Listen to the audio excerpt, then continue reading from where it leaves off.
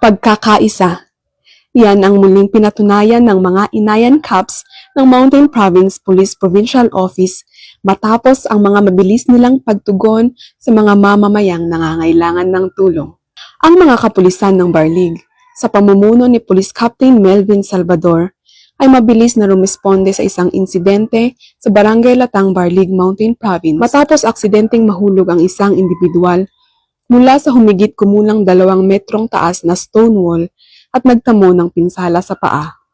Kasama ang mga bumbero, mga tauhan ng Barlig Municipal Disaster Risk Reduction and Management Office at mga residente, magkatuwang nilang inilikas ang biktima.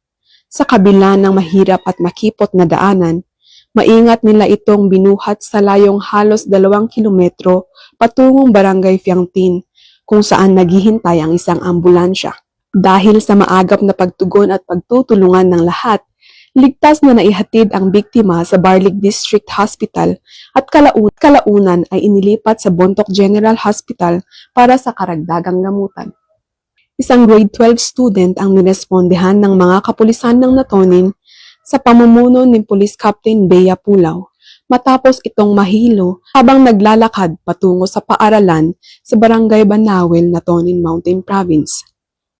Sa pagtutulungan ng mga kapulisan, BIPAT members at mga residente, agad na naisugod ang estudyante sa pinakamalapit na ospital at nabigyan ng agarang medical attention. Isa namang driver ang nasagip matapos mahulog ang kanyang minamanehong sasakyan sa bangin na may lalim na halos 100 metro sa Barangay Balili, Bontoc, Mountain Province, kung saan mabilis na rumisponde ang mga kapulisan ng Bontoc Municipal Police Station sa pamumuno ni Police Major Robert Sagandoy, Sagada Municipal Police Station sa pamumuno ni Police Captain Bonifacio Fangad at ng 2nd Mountain Province Provincial Mobile Force Company sa pamumuno ni Police Lieutenant Colonel Efren Cogasi, kasama ng iba pang katuwang na ahensya ng pamahalaan at mga residente. Agad silang nagsagawa ng rescue operation at ligtas na inilikas at isinugod ang driver sa St. Theodore's Hospital sa Sagada para sa karampatang lunas. Tunay ngang nananatili ang diwan ng Ug-Ug-Fu